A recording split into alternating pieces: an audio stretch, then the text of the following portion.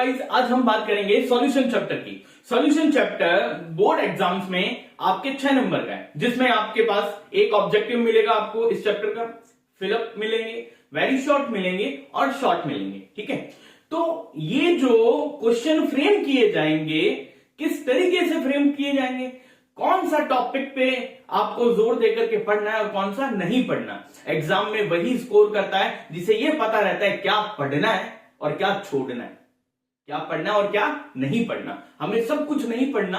मैं यहां पर इस चैप्टर का एक पूरा रिवीजन कराऊंगा और साथ ही साथ में आपको यह बताऊंगा कि एग्जाम में जो बनने वाले क्वेश्चन है वो किस टाइप के होंगे। ठीक है, और हो सकता है उनमें से कुछ क्वेश्चन आ जाए तो देख लीजिएगा, वीडियो के एंड में क्वेश्चन होंगे उन्हें भी देखिएगा। चलिए सबसे पहले बात करते हैं सॉल्यूशन चैप्टर में। स्टार्ट होता है बाइनरी सॉल्यूशन से। द्विअंकी विजन थे। देखिए बाइनरी सॉल्यूशन से क्वेश्चन कहां बनता है, ऑब्जेक्टिव में बन जाएगा, फिलअप में भी बन सकता है, साथ ही साथ वेरी शॉर्ट में बन सकता है। बस ये 3 टारगेट है, क्या, ऑब्जेक्टिव, फिलअप और वेरी शॉर्ट। क्या है, अब आपको ये ध्यान रखना है कौन सा सॉल्यूशन किस टाइप का है और उसका एग्जाम्पल क्या हो सकता है। बाइनरी सॉल्यूशन हमारे पास 9 टाइप के होते हैं। देखिए हमारे पास एक सॉल्वेंट है और एक सॉल्यूट है। इस सॉल्वेंट में आपको सॉल्यूट ऐड करना है, यानी एक विलायक है, एक विलय है, विलय को विलायक में इंसर्ट करवाना है, डिसॉल्व करवाना है। जब आप डिसॉल्व करवाएंगे तब आपके पास अलग अलग विलयन प्राप्त होंगे, आपको अलग अलग सॉल्यूशन मिलेंगे। उनके एग्जांपल्स याद रखने। देखिए मैंने बोला अगर सॉल्वेंट, सॉल्वेंट मतलब जिसका अमाउंट ज्यादा है, सॉल्वेंट कौन हो, सॉलिड हो, सॉल्वेंट कौन हो, सॉलिड हो, और इसमें मैंने इंसर्ट करवाया क्या, एक बार सॉलिड, फिर लिक्विड, फिर गैस। जब सॉलिड में किसी सॉलिड को इंसर्ट करवाता हूं, सॉलिड में किसी सॉलिड को इंसर्ट करवाता हूं तो ये सॉल्यूशन हो जाएगा सॉलिड सॉल्यूशन। जब सॉलिड में किसी लिक्विड को इंसर्ट करवाता हूं तब भी क्या है, ये लिक्विड सॉलिड सॉल्यूशन, ये गैस सॉलिड सॉल्यूशन। इस तरीके से एग्जांपल्स, सॉलिड को सॉलिड में डाला तो यहां एग्जांपल लिखा है कॉपर इन गोल्ड, यानी हमें पता है गोल्ड क्या होता है, 24 कैरेट गोल्ड प्योर है, 22 कैरेट गोल्ड क्या होता है, इम्प्योर, यानी वो एक अलॉय है। यानी जितने भी अलॉय है उनके एग्जांपल क्या है, ये सॉलिड सॉलिड सॉल्यूशन का एग्जांपल हो, जितने भी अलॉय है। अब उसमें से कोई भी एग्जांपल वो पूछ सकता है तुमने। यहां पर देखिए लिक्विड को सॉलिड में इंसर्ट करवाया तो मैंने यहां लिखा है सोडियम अमलगम, लिक्विड को सॉलिड में इंसर्ट करवाया है। मेरे पास मरकरी, मरकरी किस फॉर्म में होता है, लिक्विड, सोडियम और मरकरी को मिक्स कर दिया, एक अलॉय बना जिसे हम बोलते हैं अमलगम। तो सोडियम का अमलगम क्या होगा, सॉलिड लिक्विड का एग्जांपल। किसी गैस को सॉलिड में इंसर्ट करवाया, हम हाइड्रोजनेशन रिएक्शन पढ़ते हैं तो हम वहां पर लिखते हैं H2 के साथ निकल, पैलेडियम, कॉपर, समझ रहे हो। तो वो जो हम मेटल लिखते हैं वो मेटल क्या है, सॉलिड फॉर्म में। सॉलिड के ऊपर हमने गैस डिसॉल्व करवाई है, यानी वहां एब्जॉर्ब हुई है। तो पैलेडियम के साथ H2 वो किसी भी मेटल के साथ दे सकता है, तुम एग्जांपल याद रखना। ठीक है, फिर देखिए द्रव, यानी लिक्विड के अंदर सॉलिड, लिक्विड और गैस डाला। जब सॉलिड को लिक्विड में डालता हूं, सॉलिड को लिक्विड में, सिंपल एग्जांपल, चीनी है, चीनी को पानी में डाल दो, वो एग्जांपल हो गया। लिक्विड को लिक्विड में डाला, ये भी सिंपल एग्जांपल, शरबत हम बनाते हैं, हम शिकंजी बनाते हैं, वही एग्जांपल है। अल्कोहल प्लस वाटर, ठीक है, जो पैक बनता है वही आपका एग्जांपल हो गया। अल्कोहल थोड़ी मात्रा में, वाटर ज्यादा मात्रा में। फिर गैस को लिक्विड में डाला, जितनी भी गैसेस हैं जो वाटर में डिसॉल्व होती है, चाहे कार्बन डाइऑक्साइड हो चाहे ऑक्सीजन हो, है ना। अगर मैं बोलूं कार्बन डाइऑक्साइड को मैंने पानी में डिसॉल्व कर दिया तो वो सोडा वाटर बन गया। मैंने बोल दिया ऑक्सीजन जो डिसॉल्व करती है पानी में, जिसे हम पीने लायक बोलते हैं, एक्वेटिक प्लांट और जो एनिमल है वो सर्वाइव करते हैं, क्यों, क्योंकि पानी के अंदर ऑक्सीजन डिसॉल्व करती है, तो उसका एग्जाम्पल वो हो गया। फिर देखिए गैस के अंदर सॉलिड, यानी सॉलिड को गैस में डाला, फिर लिक्विड को गैस में, फिर गैस को गैस में। जब मैं सॉलिड को गैस में डालता हूं तो इसका एग्जांपल है कपूर, यानी कैम्फर है, N2, N2 नाइट्रोजन गैस में कैम्फर के जो धुआं है वो हो गया, तो वो किसका एग्जांपल हुआ, सॉलिड का गैस में। लिक्विड का गैस में क्लोरोफॉर्म, CH3 मतलब क्लोरोफॉर्म के साथ N2, लिक्विड का गैस में एग्जांपल। फिर गैस का गैस में, air is the mixture of gases, तो N2 प्लस O2 का जो मिक्सचर है वो क्या बोल सकता हूं, गैस का गैस में मिश्रण, गैस का गैस में सॉल्यूशन। ठीक है गाइस, ये रहा अपना बाइनरी सॉल्यूशन, द्विअंगी विलयन। नेक्स्ट हम बात करते हैं सांद्रताओं की, कंसंट्रेशंस की। तो देखिए हमारे पास जो सांद्रताएं हैं, जो कंसंट्रेशंस हैं, वो अलग अलग है। होता क्या एग्जाम में, वो आपको डेफिनेशन पूछ सकता है इनकी, कंसंट्रेशन की, वो आपको फॉर्मूला पूछ सकता है। जब भी आपको डेफिनेशन पूछे आप फॉर्मूला के साथ उसे लिख करके आए तो नंबर अच्छे मिलते हैं। दूसरा, इन पर डिपेंडेंट न्यूमेरिकल्स आते हैं, इन पर डिपेंडेंट न्यूमेरिकल्स आते हैं। तो हुआ क्या, ये जो पार्ट है कंसंट्रेशन वाला, ये आपको शॉर्ट आंसर्स में मिलेगा। वेरी शॉर्ट में फॉर्मूला पूछ सकता है वो, या सिंपल डेफिनेशन पूछ सकता है, सिंपल। ठीक है, तो भाई यहां पर देखिए कंसंट्रेशन, परसेंटेज कंसंट्रेशन जो होती है वो मेरे पास 3 होती है, mass by mass, mass by volume and volume by volume. यानी द्रव्यमान द्रव्यमान प्रतिशत, द्रव्यमान आयतन और आयतन आयतन प्रतिशत। ठीक है, इनको डिफाइन करने का तरीका क्या है, सबसे पहले इनकी डेफिनेशन। एक चीज ध्यान रखना, मैंने यहां एक चीज मेंशन की है तुम्हें, ये जो डेफिनेशन है तीनों की तीनों, ये 100 ग्राम या 100 ml पर डिफाइन होती है। किस पर, या इधर इन 100 ग्राम और इन 100 ml। कैसे, हम ये बोलेंगे 100 ग्राम, इसको ऐसे डिफाइन करेंगे। देखो मास बाय मास अगर डिफाइन करना है तो कैसे, देखो मास बाय मास यानी मास परसेंटेज जिसे बोलते हैं, ऊपर भी मास आएगा नीचे भी मास आएगा।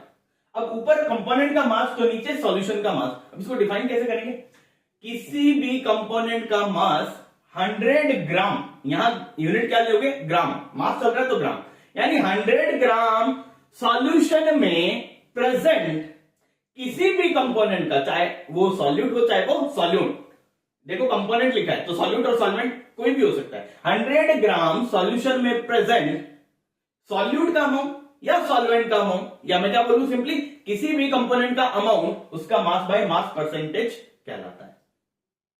इसको 100 से मल्टीप्लाई करेंगे, क्यों, क्योंकि परसेंटेज निकाल रहे हैं।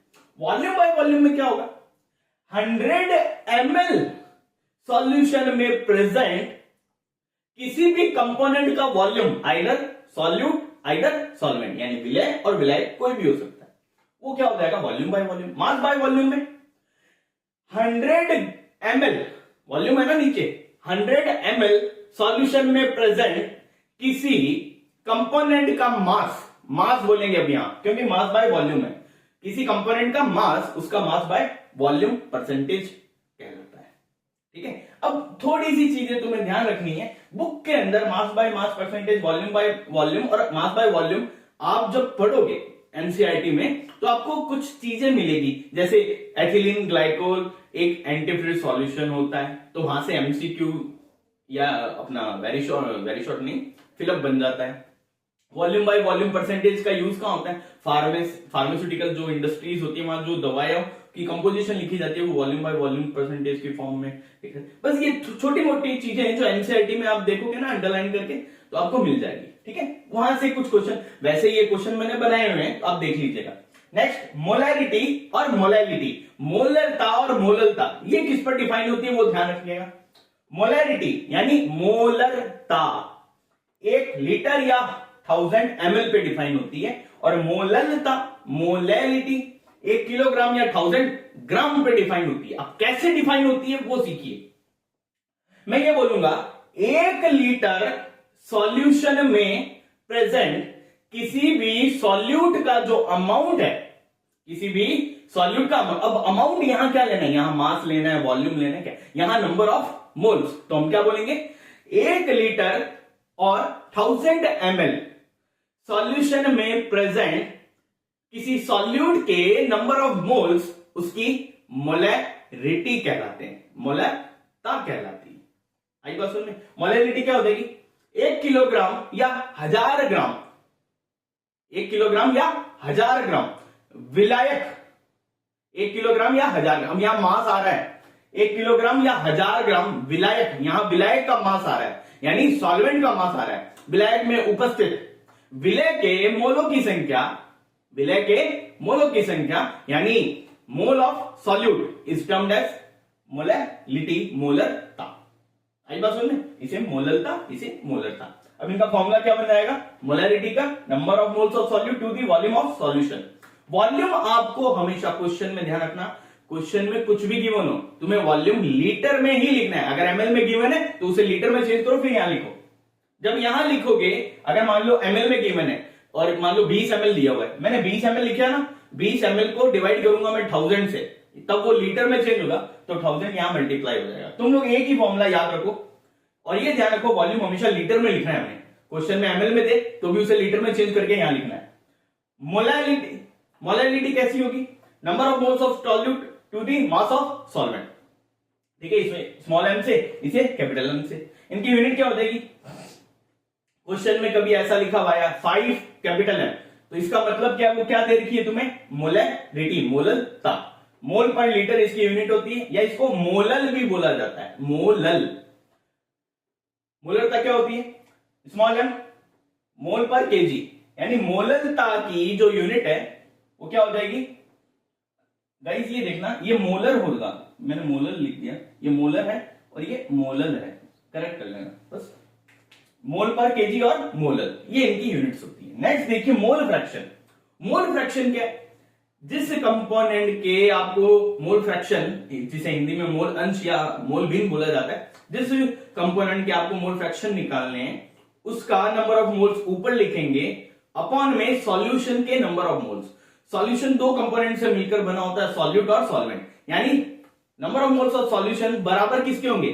Number of moles of solute plus number of moles of solvent, विलय और विलायक के मोलों की संख्या के बराबर होंगे। तो मैंने यही लिखा है, number of moles of any component. Solute का निकालना है तो सॉल्यूट के नंबर ऑफ मोल्स, सॉल्वेंट का निकालना है तो यहां सॉल्वेंट के number of moles upon number of moles of solution. Number of moles of solution का meaning n of solute plus n of solvent. इस फॉर्मूले के थ्रू आप लोग क्या निकालोगे? मोल फ्रैक्शन निकालोगे। नेक्स्ट है पीपीएम। पीपीएम क्या होता है? अब पहली बात आती है, ये पार्ट पर मिलियन जिसे पीपीएम बोला जाता है, ये लागू कहां होता है? ये नॉर्मली एयर पॉल्यूशन जब होता है, एयर पॉल्यूशन जब कहीं होता है तो वहां पर पॉल्यूटेंट का अमाउंट कितना होता है हमें नहीं पता। वो बहुत ही, मैं बोल सकता हूं, डाइल्यूट सॉल्यूशन होता है और बहुत ही कम अमाउंट होता है किसी भी पॉल्यूटेंट का एयर के अंदर। तो वहां जो कंसेंट्रेशन टर्म यूज आती है वो क्या होती है? पीपीएम। ठीक है, अब इसको कैसे फाइंड आउट किया जाता है? जिस कंपोनेंट के मतलब जहां पर आपको पीपीएम फाइंड आउट करनी है तो वहां का क्या लिखोगे? Number of parts of component, कि कितने कंपोनेंट है, कितना पार्ट है उस कंपोनेंट का, to the total number of component, total number of parts of component in the solution, यानी उस एयर में जो जो कंपोनेंट है उन सबके नंबर ऑफ पार्ट्स इनटू 10 की पावर 6। ये इसका फॉर्मूला होता है। अब इसको माइक्रोग्राम पर एमएल, ये भी यूनिट होती है, माइक्रोग्राम पर एमएल, जिसे हम पीपीएम बोलेते हैं। गाइस आई समझ में? तो यहां से आपको न्यूमेरिकल्स मिल जाएंगे प्लस डेफिनेशंस मिल जाएगी क्वेश्चंस में। क्वेश्चंस के फॉर्म में कैसे मिलेगा? डेफिनेशन, न्यूमेरिकल्स और फॉर्मूला। तो ये है आपका कंसेप्ट। नेक्स्ट बात करते हैं। नेक्स्ट देखिए अपना है हेनरी लॉ। देखिए हेनरी लॉ से क्वेश्चन क्या होता है? हेनरी लॉ में आपको लॉ पूछ सकता है। ठीक है, हेनरी लॉ का फॉर्मूला क्या होता है?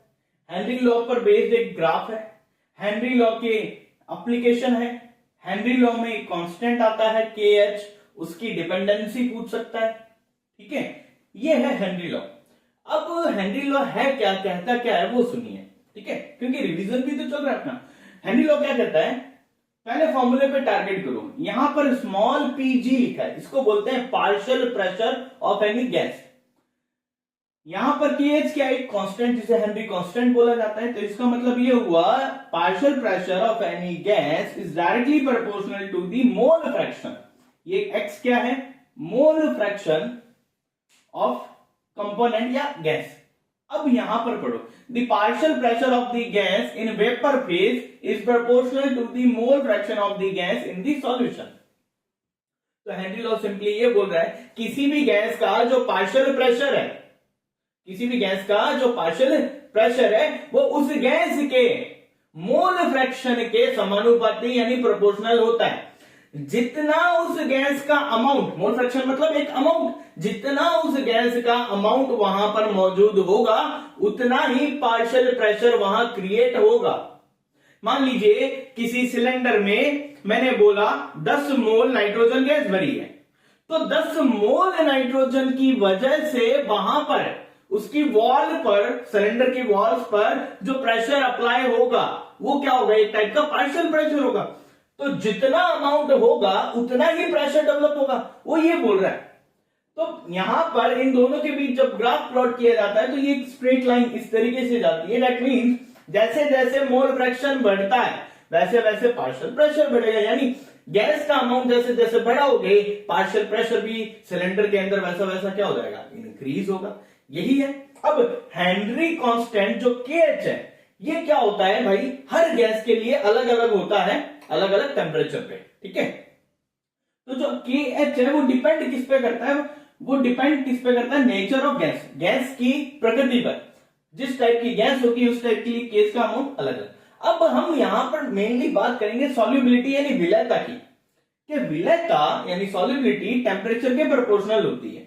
अगर विलयता टेम्परेचर के इनवर्सली प्रोपोर्शनल है, व्युत्क्रमानुपाती है, तब मैं सॉल्युबिलिटी और टेम्परेचर और केज इन तीनों के बीच रिलेशन देखना चाहता हूं। तो वो ध्यान रखना, जब हम टेम्परेचर बढ़ाते हैं किसी गैस का या किसी कंडीशन का, किसी एनवायरनमेंट का टेम्परेचर क्या करते हैं, बढ़ाते हैं, तो वहां पर केएच की वैल्यू बढ़ती है। टेम्परेचर बढ़ाने से केएच की वैल्यू बढ़ेगी, जिससे विलयता यानी सॉल्युबिलिटी क्या हो जाएगी बेटा, कम हो जाएगी। अगर सॉल्युबिलिटी कम हो जाती है, इसका मीनिंग क्या हुआ, इसका मीनिंग समझना भाई तुम लोग। मान लीजिए मैंने ये बोला कि पानी है, ठीक है, समुद्र का पानी, नदी का पानी, कहीं भी, और वहां पर एक्वेटिक एनिमल्स है, जैसे मछलियां हैं वहां पर, ठीक है। तो दो कंडीशन लेता हूं, एक ठंडा पानी और एक गर्म पानी, ठीक है, एक ठंडा पानी एक गर्म पानी। अब आप बताइए, जो मछलियां हैं वो गर्म पानी में रहना पसंद करेगी या ठंडे पानी की तरफ जाएगी? तो यहां पर तुम्हें एक सीधी सिंपल सी बात ध्यान रखनी है, क्या कि अगर जहां गर्म पानी है वहां टेम्परेचर ज्यादा है, जहां ठंडा पानी है वहां टेम्परेचर कम है, वहां टेम्परेचर क्या होगा, कम होगा। ठंडे पानी में टेम्परेचर अगर कम है तो केएच की वैल्यू भी क्या होगी, कम होगी। तो सॉल्युबिलिटी क्या हो जाएगी, विलयता क्या हो जाएगी, बढ़ जाएगी। यानी वहां पर ऑक्सीजन ज्यादा मात्रा में घुली हुई होगी as compare to warm water. गर्म पानी की तुलना में ऑक्सीजन ज्यादा डिसॉल्वेबल कहां होगी, ठंडे पानी में। इस वजह से जो मछलियां हैं वो किस तरफ दौड़ेगी, ठंडे पानी की ओर, ना कि गर्म पानी की ओर। क्यों? क्योंकि गर्म पानी में सॉल्युबिलिटी ऑक्सीजन की क्या हो चुकी है, कम हो चुकी है, बढ़ी नहीं है। बढ़ी तो ठंडे पानी में, वहां कम हो चुकी है, कम हो चुकी है, तो वहां सर्वाइव ही नहीं कर पाएगी, मर जाएगी, इसलिए वो कहां जाएगी, ठंडे पानी की ओर जाएगी। ठीक है, ये ध्यान रखना आप चीज। नेक्स्ट एप्लीकेशन, हम हेनरी जो लॉ है इसका एप्लीकेशन कहां कहां देखते हैं, कहां कहां हमें देखने को मिलता है। तो सुनिए, सबसे पहला, जितनी भी कोल्ड ड्रिंक्स हम पीते हैं यानी सोडा वाटर, वहां CO2 डिसॉल्व रहती है, वो एप्लीकेशन है किसका, हेनरी लॉ का। ठीक है। दूसरा, बैंड कंडीशन। अब यहां सुनिए, मैं आपको दो कंडीशन बताता हूं, एक है आपकी बैंड कंडीशन, दूसरी आपकी एनॉक्सिया कंडीशन। दोनों ही ध्यान रखना, एग्जाम में पूछते हैं कि what do you mean by band condition and what do you mean by anoxia condition. ठीक है, सुनना, बैंड कंडीशन डेवलप होगी सी वाटर में, यानी जो गोताखोर होते हैं वो जब समुद्र में डुबकी लगाते हैं, डीप में जाते हैं, जाकर के फिर ऊपर की तरफ लौटते हैं, तब कंडीशन जो आती है बैंड कंडीशन। एनॉक्सिया कंडीशन क्या है, एनॉक्सिया कंडीशन है जो माउंटेन क्लाइंबर्स होते हैं, जो पर्वतारोही होते हैं, वो जब पर्वत चढ़ते हैं, ऊंची हाइट पर जाते हैं, तब क्रिएट होती है एनॉक्सिया कंडीशन। अब है क्या बैंड कंडीशन, क्या है सुनिएगा। बैंड कंडीशन का मतलब है जो हमारी ब्लड है, ब्लड के अंदर हमें पता है ऑक्सीजन डिसॉल्व होती है ना। जब ब्लड में ऑक्सीजन डिसॉल्व होती है तो ऑब्वियस सी बात है, ऑक्सीजन सिलेंडर जो होता है उसमें क्या होती है, नाइट्रोजन गैस भी होती है, तो नाइट्रोजन भी डिसॉल्व होगी। अब जब समुद्र में गोताखोर जाता है, नीचे डीप में जाता है, फिर वापस ऊपर जाता है, तब एक घटना क्रिएट होती है जो जिसे हम बोलते हैं चॉकिंग की कंडीशन हो जाती है ना। दम घुटने लगता है इंसान का, जिससे व्यक्ति की कभी कभार मृत्यु हो जाती है। उससे बचने के लिए ऑक्सीजन सिलेंडर में हीलियम गैस डाइल्यूट कर दी जाती है, यानी भर दी जाती है, हम ये बोल सकते हैं। उसे ही हम क्या बोलते हैं, बैंड कंडीशन को अवॉइड करना। अब बैंड कंडीशन क्या है, देखिए, to avoid band condition by scuba diver. Scuba diver मतलब गोताखोर। Oxygen cylinder are filled with helium, nitrogen, oxygen, या हम ऐसे बोल सकते हैं oxygen cylinder are diluted with helium gas to avoid toxic effect of increase concentration of nitrogen in blood. Blood में जब नाइट्रोजन की मात्रा बढ़ जाती है तो वो टॉक्सिक इफेक्ट देता है, जिसकी वजह से हमारा गला चौक होने लगता है। वही कंडीशन क्या है, बैंड कंडीशन है। एनॉक्सिया कंडीशन क्या है, जब हम ऊंची जगह पर जाएंगे तो वहां ऑक्सीजन का कंसंट्रेशन क्या हो जाएगा, कम हो जाएगा। ऑक्सीजन का कंसंट्रेशन जब कम हो जाता है तो जो पर्वतारोही होता है, जो माउंटेन क्लाइंबर होता है, उसको सोचने समझने की शक्ति क्या हो जाती है, विलुप्त हो जाती है। यही कंडीशन क्या है, एनोक्सिया कंडीशन है। ठीक है, तो ये कंडीशन थी बैंड कंडीशन और एनोक्सिया कंडीशन। नेक्स्ट देखिए टॉपिक आपको जो ध्यान रखना है, वेपर प्रेशर क्या होता है। तो सिंपल समझिए वेपर प्रेशर है क्या। मेरे पास मैंने बोला दो टाइप के सब्सटेंस होते हैं, एक वॉलेटाइल एक नॉन वॉलेटाइल। वॉलेटाइल का मतलब जो भाप में कन्वर्ट हो जाता है, जो लिक्विड गैस में कन्वर्ट हो जाता है। नॉन वॉलेटाइल मतलब जो नहीं होता। ठीक है, ये जो वेपर प्रेशर है केवल और केवल वॉलेटाइल सब्सटेंसेस के लिए है, जिसकी वेपर इजीली बन जाती है। तो मैं क्या बोल रहा हूं, कोई लिक्विड है मेरे पास या कोई सॉल्यूशन है मेरे पास, उसके अंदर कोई वॉलेटाइल सब्सटेंस है, मैंने उसको एक पर्टिकुलर टेम्परेचर पे हीट अप किया। जब मैं उसे पर्टिकुलर टेम्परेचर पे हीट अप करूंगा तो उसकी क्या बनेगी, वेपर बनेगी। जो वेपर उसकी सरफेस पर प्रेशर अप्लाई करेगी, वो प्रेशर जो होगा उसे बोलेंगे पार्शियल प्रेशर। वो जब पार्शियल प्रेशर वहां अप्लाई करेगी उसी को मैं क्या बोलता हूं, वेपर प्रेशर। अब पढ़ना इसे, when a system is in equilibrium, साम्य में हो, at a given temperature, then the partial pressure exerted by any vapour or gas on the surface of any volatile liquid or solution is called vapour pressure. उसी partial pressure को मैं क्या बोलूंगा, vapour pressure. लेकिन condition क्या है, वो equilibrium में होना चाहिए सिस्टम, तब वो पार्शियल प्रेशर वेपर प्रेशर कहलाएगा, अन्यथा नहीं। अब ये जो वेपर प्रेशर है इसे पी नॉट, पी के ऊपर नॉट लगा दिया, इससे डिनोट करते हैं। अब इसकी डिपेंडेंसी क्या है, ये किस पे डिपेंड करता है किस पे नहीं करता। जो पी नॉट है वो टेम्परेचर पे डिपेंड करता है। सुनिए, जैसे जैसे टेम्परेचर बढ़ाओगे वैसे वैसे वेपर ज्यादा बनेगी, पार्शियल प्रेशर बढ़ेगा तो वेपर प्रेशर भी क्या होगा, बढ़ेगा। तो मैंने ये बोल दिया टेम्परेचर बढ़ने पर वेपर प्रेशर बढ़ता है। दूसरा, नेचर ऑफ सॉल्वेंट। सॉल्वेंट जो है, जो आपने सब्सटेंस लिया है उसका नेचर क्या है, उनके बीच में इंटरेक्शन कैसा है, मॉलिक्यूल्स के बीच में इंटरेक्शन कैसा है, यानी बंध का प्रकार कैसा है, स्ट्रांग है वीक है। अगर स्ट्रांग होगा तो मुश्किल होगी, वीक होगा तो इजीली वेपर बन जाएगी। तो नेचर ऑफ सॉल्वेंट। दूसरा मतलब तीसरा, बॉइलिंग पॉइंट। बॉइलिंग पॉइंट अगर किसी का कम होता है तो वेपर प्रेशर बढ़ता है, ऑब्वियस सी बात है। कोई कम टेम्परेचर पे बॉइल होने लग जाता है तो वेपर प्रेशर भी क्या होगा, बढ़ेगा। नेक्स्ट है अपना राउल्ट लॉ। राउल्ट लॉ क्या है, केवल और केवल वॉलेटाइल सब्सटेंसेस पे अप्लाई होता है, नॉन वॉलेटाइल पे अप्लाई नहीं होता। अब ये लॉ क्या कहता है वो सुनिए पहले। सेम हेनरी जैसा ही है, अप्रोक्सीमेटली हेनरी जैसा ही है, लेकिन यहां थोड़ा सा चीज है। क्या, वो क्या कह रहा है कि किसी भी गैस का जो पार्शियल प्रेशर है वो एक्चुअली प्रोडक्ट होता है किसका, वहां पर जो प्रेजेंट जो सब्सटेंस है यानी जो गैस है उसकी मोल फ्रैक्शन और उसके वेपर प्रेशर का प्योर स्टेट में।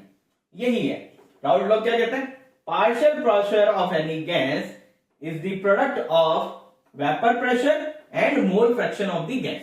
Simple. अब इसे पढ़ लीजिए। The partial pressure exerted by any volatile component on the surface of any liquid or solution भी हो सकता है at a definite temperature is equal to the product of vapor pressure and mole fraction of that pure component in the solution of liquid. Simple. आपको सिर्फ इतना ही ध्यान रखना है। अब हो क्या रहा है यहाँ पर, राउल्ट लॉ भी पूछ सकता है आपको डेफिनेशन की फॉर्म में, आपको पूरा ये लिख कर आना पड़ेगा विद फॉर्मूला। वेपर प्रेशर पूछ ले तो ये चीज लिखना, एनोक्सिया कंडीशन पूछ ले, बैंड कंडीशन पूछ ले, या एप्लीकेशन ऑफ हेनरी लॉ पूछ ले तो ये एमसीक्यू, या वेरी शॉर्ट में केएच यानी हेनरी कांस्टेंट की डिपेंडेंसी पूछ ले तो ये चीज ध्यान रखनी है, हेनरी लॉ, ये विद ग्राफ। यहां से इस टाइप का क्वेश्चन बन सकते हैं थ्योरेटिकल। अब चाहो तो आप स्क्रीनशॉट ले लो, आगे बढ़ते हैं फिर। अब नेक्स्ट देखिए गाइस, नेक्स्ट जो टॉपिक है वो है एक्चुअली हमारे पास क्या होता है, कोई लिक्विड है सॉल्यूट और किसी लिक्विड सॉल्वेंट में डाल दिया, या कोई मेरे पास लिक्विड सॉल्वेंट था उसमें कोई मैंने नॉन वॉलेटाइल सॉल्यूट ऐड कर दिया, है ना। उस टाइप के मेरे पास एक टॉपिक आता है, उसमें से मैं लिक्विड सॉल्यूशन का टॉपिक ले रहा हूं, ठीक है। और जो सॉल्वेंट वाला है वो मैं आपको अभी बता दूंगा। लिक्विड सॉल्यूशन, मान लीजिए एक नंबर मेरे पास सॉल्यूट है जो लिक्विड है, 2 नंबर वाला मैं रिप्रेजेंट कर रहा हूं लिक्विड सॉल्वेंट को, ठीक है। यानी लिक्विड सॉल्यूट को मैंने लिक्विड सॉल्वेंट में ही इंसर्ट करवाया, तो वहां पर, और दोनों के दोनों कैसे है बेटा, वॉलेटाइल है, दोनों के दोनों क्या है, वॉलेटाइल है। तो वहां पर मैं क्या अप्लाई कर सकता हूं, राउल्ट का नियम, राउल्ट लॉ अप्लाई कर सकता हूं। जब मैं वहां पर राउल्ट का नियम अप्लाई करता हूं तो मुझे 2 ग्राफ प्लॉट होते हुए दिखाई देते हैं। देखिए, ये है 1 नंबर के लिए यानी जिसे मैं सॉल्यूट बोल रहा हूं, ये है 2 नंबर के लिए जिसे मैं सॉल्वेंट बोल रहा हूं। सॉल्वेंट वाला जाएगा थोड़ा ऊपर, सॉल्यूट वाला जाएगा थोड़ा नीचे, है ना। अब 1 नंबर 2 नंबर आप किसी को भी बोल सकते हो, सॉलिड मतलब सॉल्यूट को भी बोल सकते हो, विलय और विलय किसी को भी, जो आपकी इच्छा हो। ये चीज समझना, ये मोल फ्रैक्शन और वेपर प्रेशर के बीच का ग्राफ है, इसको समझना ये है क्या। ये चीज ये बता रहा है कि देखो ये ग्राफ है किसका बेटा, 2 नंबर वाले का, ये ग्राफ किसका है, 1 नंबर वाले का। तो ये जो 1 नंबर वाला जो ट्राइंगल तुम्हें दिख रहा है जिसमें x1 का वैल्यू देखो यहां कितना है, 1 मतलब यहां पर मोल फ्रैक्शन क्या है, मैक्सिमम है। धीरे धीरे धीरे मोल फ्रैक्शन क्या हो रहा है, 0। यही चीज शो कर रहा है। x2 वाला देखो यहां पर, यहां x2 का वैल्यू 1 है यानी मैक्सिमम है, धीरे धीरे धीरे धीरे ये 0 हो रहा है, यही है। यानी इधर जाओगे तो x1 का अमाउंट घट रहा है, इधर जाओगे तो x2 का अमाउंट घट रहा है। ये सिंपल सी चीज है। जब इन दोनों ग्राफ को मैं मिलाता हूं यहां से यहां, तो एक लाइन आती है। ये जो स्ट्रेट लाइंस है इसे हम बोलते हैं आइडियल सॉल्यूशंस की लाइंस। क्या बोलते हैं, आइडियल सॉल्यूशन की लाइंस। अगर यहां पर ये लाइंस कुछ ऐसी जाए ऊपर की तरफ, duck duck duck duck duck, कुछ इस तरीके, ये डक डक डक डक ऊपर, ये भी कहां ऊपर, ऊपर की तरफ मार्जिन शिफ्ट होता है, या नीचे की तरफ मार्जिन शिफ्ट हो जाए कुछ इस तरीके से। अगर ऊपर की तरफ शिफ्ट होती है लाइंस, यानी कर्व कैसा जाता है ऊपर की तरफ, तो उसे हम बोलते हैं पॉजिटिव डेविएशन। अगर नीचे की तरफ जा रहा है कर्व तो उसे हम बोलते हैं नेगेटिव डेविएशन, ऋणात्मक विचलन, और वो है धनात्मक विचलन। अब ऋणात्मक और धनात्मक विचलन किससे डेविएशन, राउल्ट लॉ से डेविएशन। यानी जो राउल्ट के नियम का पालन नहीं करते, तो जो राउल्ट के नियम का पालन करते हैं उन्हें हम बोलते हैं आइडियल सॉल्यूशन, आदर्श विलयन। जो नहीं करते हम उन्हें बोलते हैं अनादर्श विलयन। और अनादर्श विलयन यानी नॉन आइडियल सॉल्यूशन 2 टाइप के होते हैं, पॉजिटिव और नेगेटिव डेविएशन देने वाले। जो पॉजिटिव डेविएशन देते हैं वो जनरली होते हैं नॉन पोलर और पोलर, यानी सॉल्यूट और सॉल्वेंट की बात कर रहे हैं यहां पर, एक नॉन पोलर होगा तो एक polar. Negative deviation polar polar वाले देते हैं, और आइडियल सॉल्यूशन कौन होता है, नॉन पोलर वाला।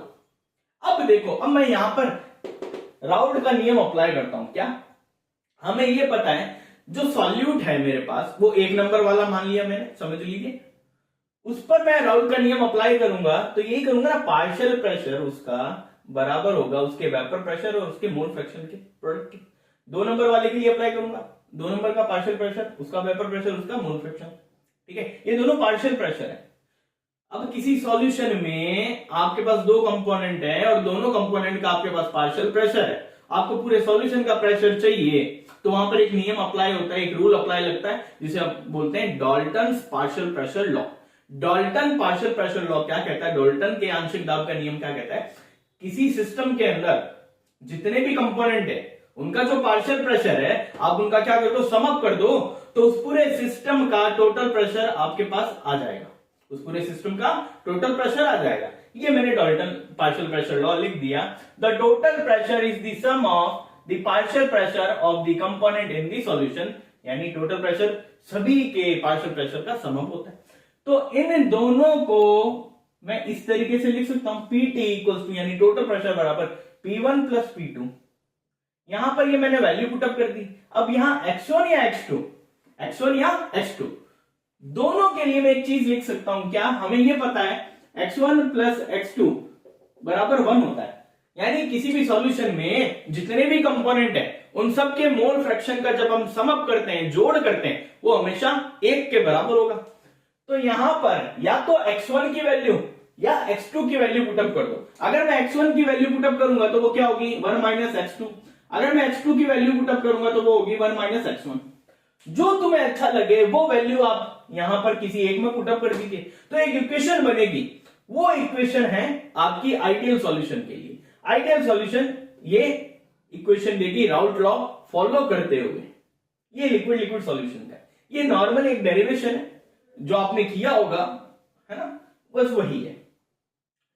इस पर डिपेंडेंट कभी कभार न्यूमेरिकल आ जाता है, तो आपको एक ये चीज है, स्पेशली आपको ये नहीं ध्यान रखना होता, आपको ये जो राउल्ट लॉ है वो ध्यान रखो और पार्शियल प्रेशर लॉ है डाल्टन का वो ध्यान रखो, इक्वेशन अपने आप बन जाती है, सिंपल है, ठीक है। इसके बाद जो है आइडियल और नॉन आइडियल सॉल्यूशन, इंपॉर्टेंट ये कि आइडियल सॉल्यूशन क्या है और नॉन आइडियल सॉल्यूशन क्या है। तो देखिए गाइस, आदर्श विलयन और अनादर्श विलयन क्या है। आदर्श विलयन वो हुए, यानी आइडियल सॉल्यूशन वो हुए जो राउट के नियम को फॉलो करेंगे, और जो नहीं करेंगे अनादर्श विलयन। आदर्श विलयन डाइल्यूट सॉल्यूशन पे अप्लाई होगा, ideal solution is for only dilute, और कंसंट्रेटेड के लिए नॉन आइडियल सॉल्यूशन।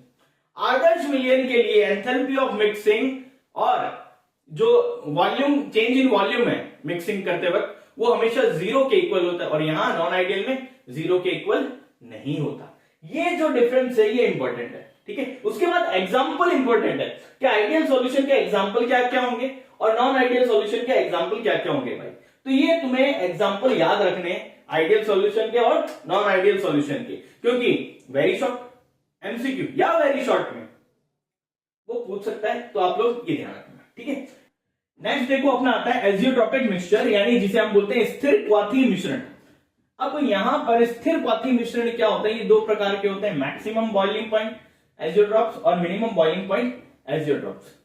इनकी डेफिनेशंस आती है, वो डेफिनेशंस एज इट इज जो यहां पर है वो तुम्हें छापनी होती है। अब है क्या, ये एक टाइप के द्विअंगी विलयन होते हैं, बाइनरी सॉल्यूशंस होते हैं, है ना।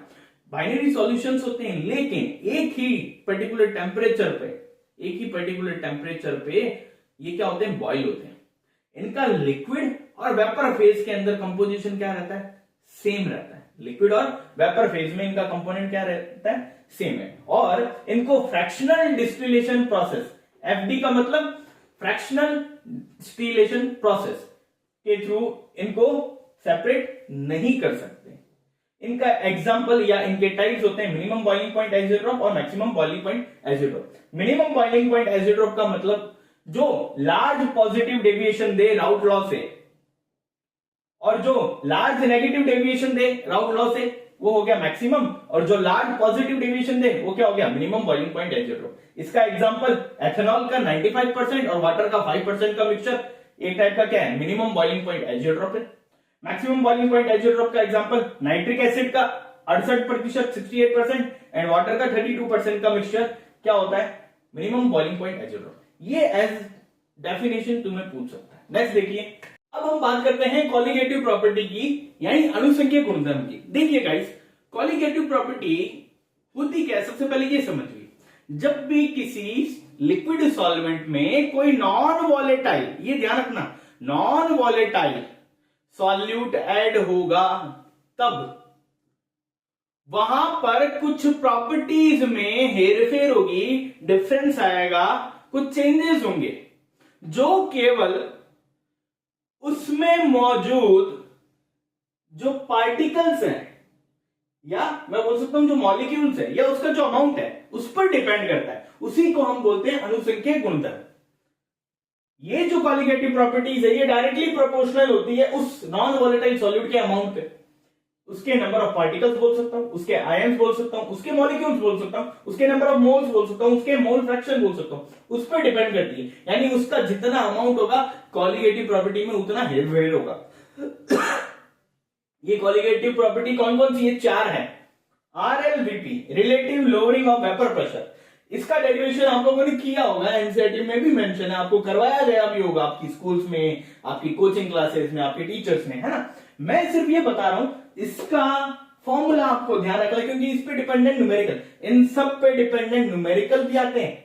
कॉलिगेटिव प्रॉपर्टी की डेफिनेशन भी पूछ सकता है। तो यहां पर देखिए, मोल फ्रैक्शन, ये x1 क्या है, ये नॉन वॉलेटाइल सॉल्यूट का अमाउंट बता रहा है x1, ठीक है, इक्वल टू P0, P0 मतलब वेपर प्रेशर, प्योर स्टेट के अंदर जो सॉल्वेंट है उसका वेपर प्रेशर।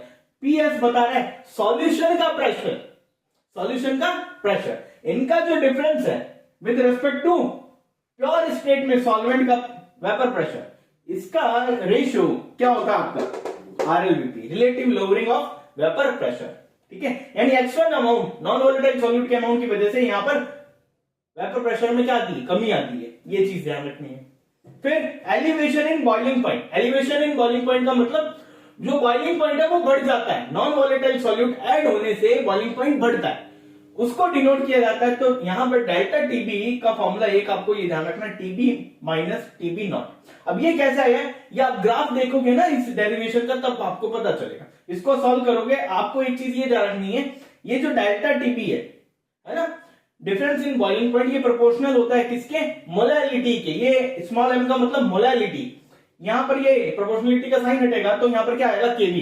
केबी को क्या क्या बोला जाता है ये ध्यान रखना भाई, बॉइलिंग पॉइंट एलिवेशन कांस्टेंट भी बोलते हैं केबी को, केबी को मोलर एलिवेशन कांस्टेंट भी बोला जाता है, और एक नया नाम इब्यूलोस्कोपिक कांस्टेंट, ये ध्यान रखना।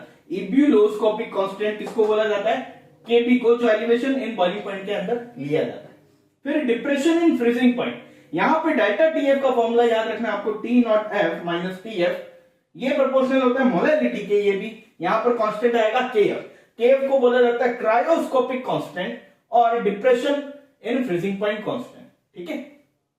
इन पर डिपेंडेंट आपको न्यूमेरिकल मिल जाएंगे, है ना, और मैं आपको लास्ट में न्यूमेरिकल्स दूंगा, आप केवल उन्हीं की प्रैक्टिस करिएगा, उसके अलावा कोई न्यूमेरिकल की प्रैक्टिस मत करिएगा, आपको उन्हीं में से पेपर में क्वेश्चन मिल जाएगा 100%।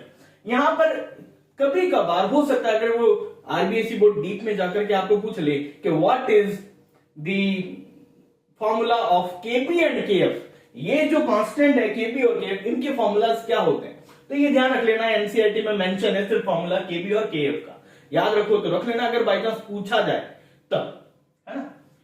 अब लास्ट प्रॉपर्टी है तुम्हारी ऑस्मोटिक प्रेशर, तो यहां पर आपको समझना पड़ेगा ऑस्मोसिस क्या होता है। ऑस्मोसिस का मतलब सिंपल है, किसी भी डाइल्यूट सॉल्यूशन के मॉलिक्यूल्स का कंसंट्रेटेड सॉल्यूशन की तरफ जाना, उसे हम क्या बोलते हैं, ऑस्मोसिस। सिंपल, यानी फ्लो ऑफ सॉल्वेंट मॉलिक्यूल, ऐसे भी बोला जा सकता है, flow of solvent molecules through semipermeable membrane from a pure solvent to a solution, यानी किसी भी सॉल्वेंट मॉलिक्यूल का एक पतली झिल्ली से होकर के गुजरना, कहां पर, सॉल्यूशन की साइड, यानी जो विलियन है विलियन की साइड मूव ऑन करने को ही क्या बोलते हैं, ऑस्मोसिस।